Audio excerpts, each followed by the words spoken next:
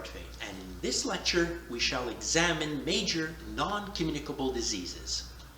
We will also look at the 4 targeted behavioral risk factors associated with the development of these non-communicable diseases, including tobacco use and smoking, physical inactivity and sedentary lifestyles, unhealthy diet, and the harmful use of alcohol. We shall also examine some of the major non-communicable disease, including cancer, ischemic heart disease and stroke, some chronic respiratory diseases, and also diabetes mellitus. So let's begin our learning adventure. So let's begin by first defining what a non-communicable disease is. Well, a non-communicable disease is defined as a chronic disease not typically caused by an infectious agent that often has complex etiologies, has an insidious onset, is often characterized by multiple associated risk factors, have long latency periods, and is normally incurable in nature. NCDs is a growing public health concern here in Canada. In fact, more than 1 in 5 Canadian adults live with one of these noted NCDs. We have cardiovascular disease, cancer, chronic respiratory diseases, and of course diabetes. 2/3 of all deaths each year are caused by these major NCDs. So what are the 4 leading global causes of premature deaths due to NCDs? Well, globally, cardiovascular disease, they account for about 17.7 million deaths, followed by cancers at 8.8 million. Chronic respiratory diseases are at 3.9 million, and diabetes are at 1.6 million every year. These 4 group of diseases also account for over 80% of all premature non-communicable disease-related deaths globally. What are the global costs of NCDs? Well, the World Economic Forum predicts that cancer, diabetes, mental illness, heart, and respiratory diseases could cost the global economy over $47 trillion over the next 2 decades. What are Best Buys? Well, Best Buys are population-based actions that should be undertaken immediately to produce accelerated results in regards to NCD prevention, decreasing associated morbidities and mortalities, and also decreasing associated healthcare costs and burden. Now, decades of public health practice and research have identified targeted population-based NCD prevention strategies, which we refer to as Best Buys, which have been documented to be cost-effective and also appropriate for nations to engage in terms of NCD prevention. So this chart here shows you some Best Buy intervention examples. So protecting people from the harmful effects of tobacco smoke and banning smoking in all public places, including work environments, shopping malls, restaurants, and when taking public transport. Warning and educating the public about the dangers of tobacco use, for example, product health risk disclosures on packages, raising taxes on tobacco products. When one increases taxes, the consumption of these products has been shown to decrease quite substantially. Also restricting access to retailed alcohol, limiting the age here for individuals who can purchase alcohol. I know in Ontario, Canada, for example, it is 19 years of age. Enforcing bans on alcohol advertising in the print and also in the mass and social medias. Raising taxes on alcohol products, beer, wine, and liquor, which have the similar effects as tobacco. It decreases consumption. Reduce salt intake and content of food, especially those highly processed foods. We want to replace trans fat in food products with polyunsaturated fat. And lastly, we want to promote public awareness about the importance of diet and being physically active for the prevention of NCDs through the mass and social media platforms. 4 targeted behavioral risk factors by the World Health Organization. While we know that NCDs are caused to a large extent by these 4 noted behavioral risk factors that are persuasive aspects of economic transition, rapid urbanization, and 21st century lifestyles.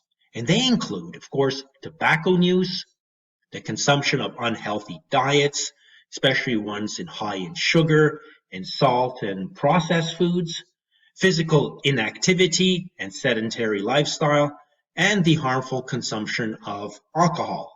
So let's look at it from a Canadian perspective.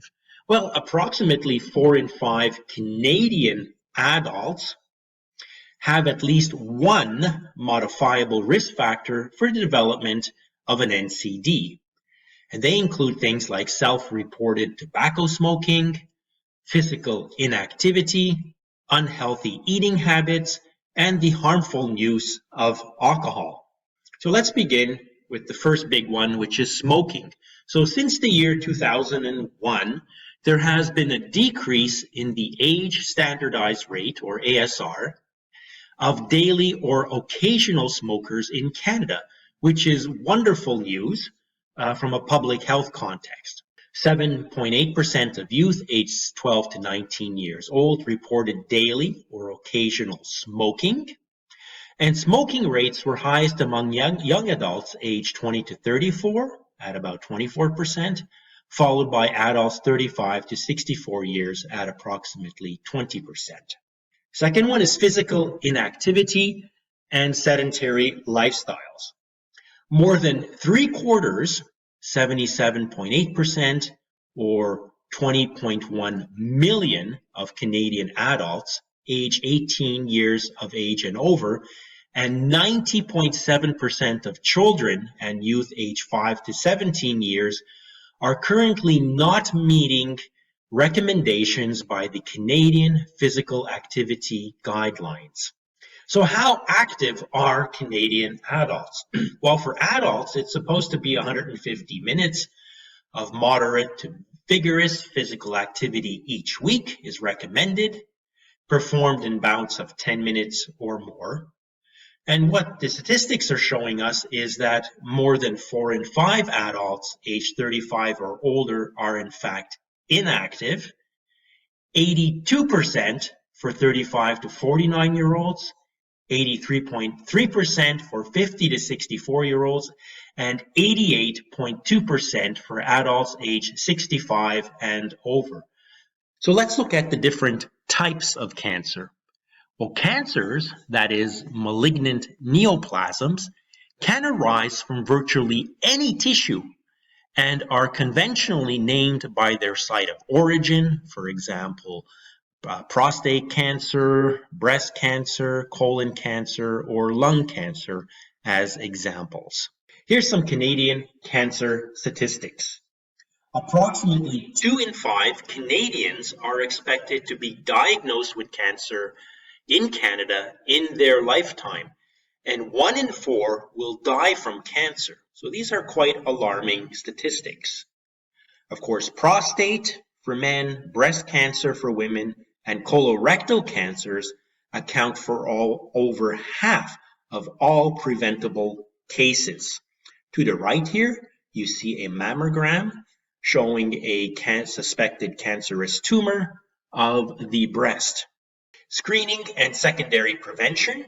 Well, it's defined as a population-based public health strategy employed to identify the possible presence of a as yet undiagnosed condition, such as breast, cervical, or colon cancer, in clients without known signs and symptoms.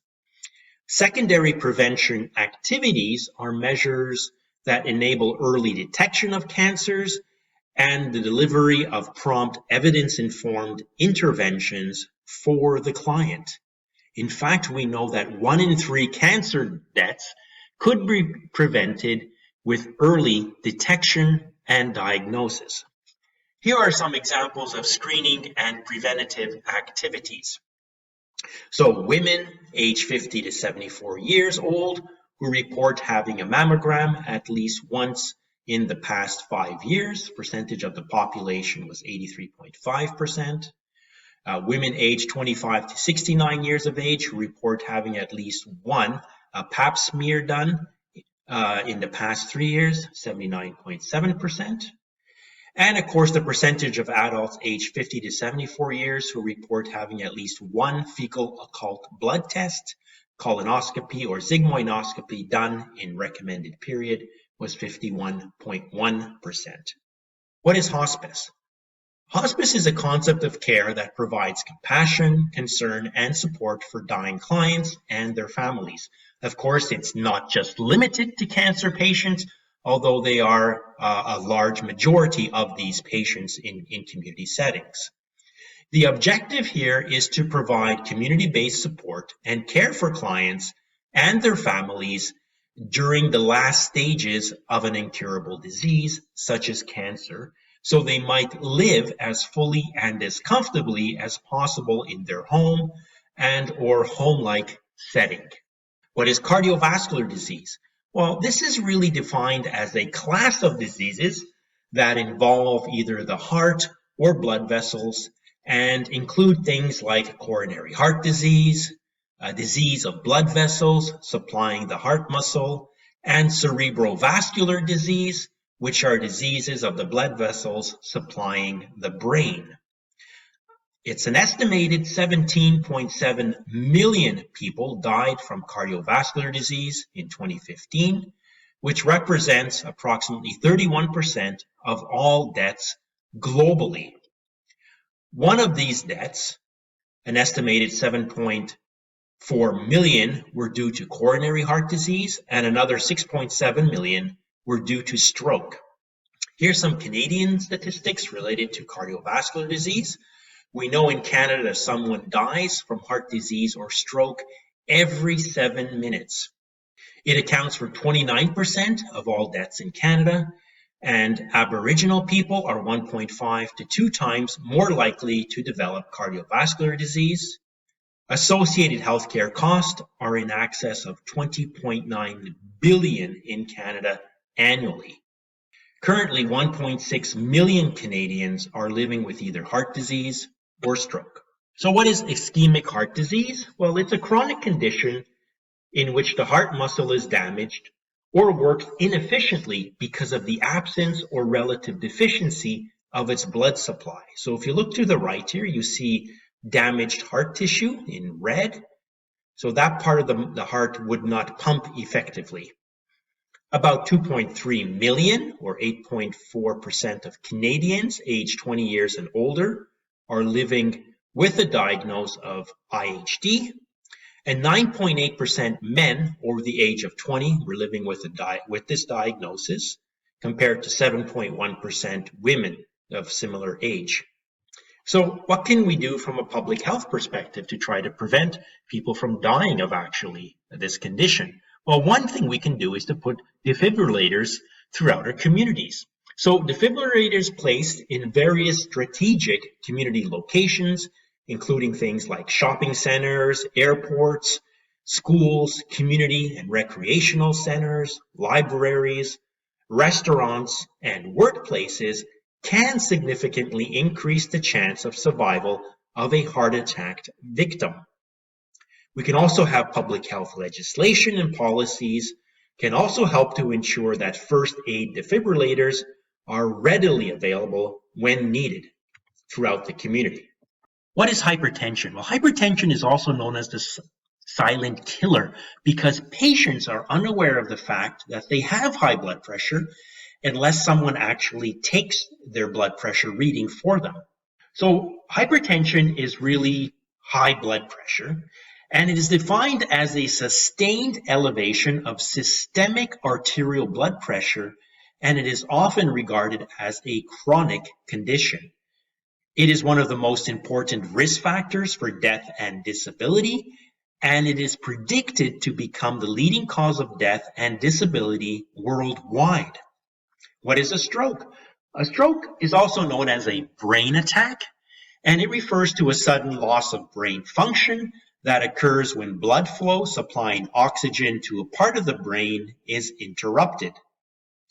A stroke may occur when there is ischemia present, or also which relates to inadequate blood flow to an area of the part of the brain, or it may result from hemorrhaging or bleeding into the brain that results in damage or death of brain cells.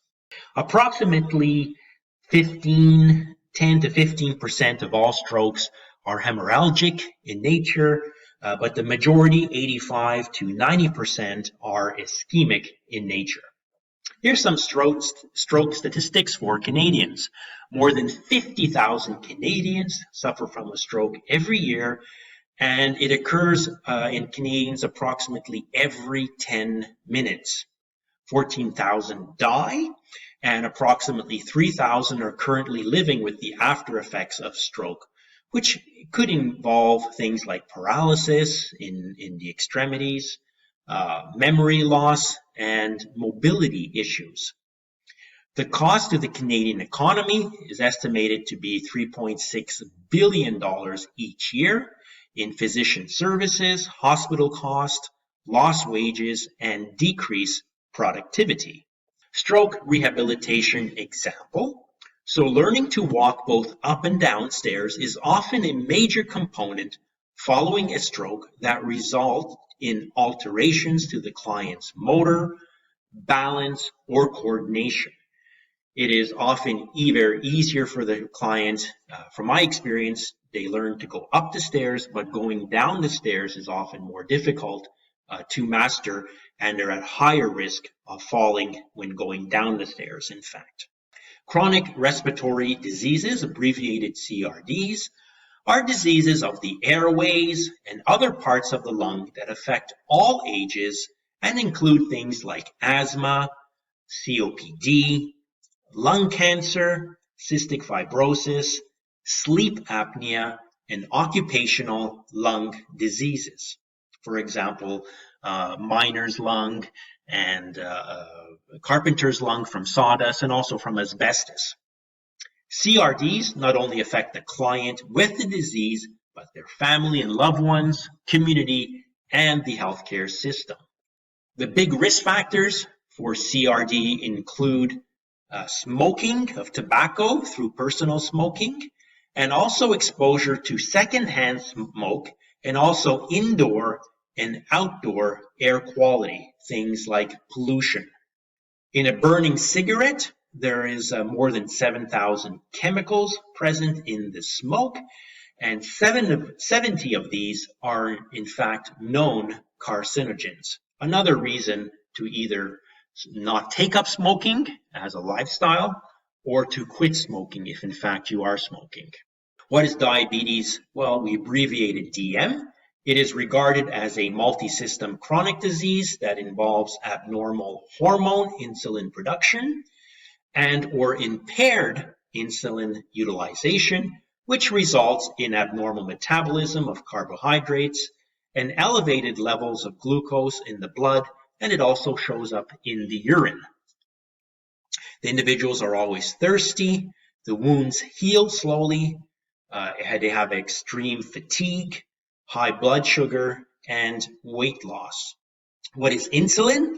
Well, it's a hormone produced by the pancreas that helps regulate blood glucose, or sugar in other words, which is released from pancreatic beta cells and its precursor proinsulin. It is then routed through the liver. There is also something referred to as insulin resistance. So here an individual feels tired and hungry. They consume food. Their body attempts to make insulin, but the cells cannot take it in efficiently. The cells resist the insulin. Hence, the sugar then becomes stored as fat, and they feel tired and hungry again, and the cycle repeats itself over and over again.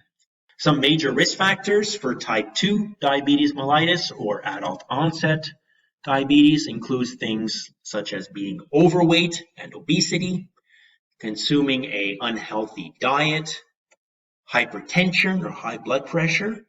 Your risk also increases with age and of course, adopting a sedentary lifestyle and being physically inactive. Here's some DM global statistics. The WHO projects that diabetes will be the 7th leading cause of death by 2030 worldwide. It is currently number 10. And the number of people with diabetes mellitus has risen from 108 million in 1980 to over 422 million in 2014. So you can see where these trends are going indeed. It is estimated that 1.6 million deaths were directly caused by DM in 2015 alone. Some Canadian statistics, approximately 11 million Canadians are living with DM or pre-diabetes, and every 3 minutes another Canadian is diagnosed with the condition. The number of prevalent cases for diagnosed diabetes is projected to be over 4 million people by 2020. And Indigenous people are 3 to 5 times more likely than the general population to develop type 2 DM. Lastly, I want to talk to you about mental health as another form of chronic non-communicable disease. Approximately 6.7 million people in Canada are living with a mental health condition or illness currently. Here's a Canadian perspective. Each year, 1 in 5 Canadians experience one or more mental health problems. So it is considered a major NCD. And it also creates a significant cost to the health system of over 50 billion annually. These are the top 6 mental health disorders affecting Canadians currently. Number 1 is depression, bipolar disorders, generalized anxiety disorder, or abbreviated GAD, alcohol and substance abuse or dependence, cannabis abuse or dependence, and other drug abuse or dependence. For more additional information on mental health, I would encourage you to check out the lecture entitled Mental Health, a primer where we examine mental health from both the Canadian and global health perspectives in greater detail, and also go through major mental health conditions and disorders in greater detail. To the right here, you see a very old electroconvulsive therapy, or ECT, which was first used clinically during the 1930s. It is still being employed for treatment-resistant cases of depression and also for bipolar affective disorders. Here's a suggested additional reading. It's chapter 14, Major Non-Communicable Diseases, Current and Future Challenges in Public Health in Canada 2.0.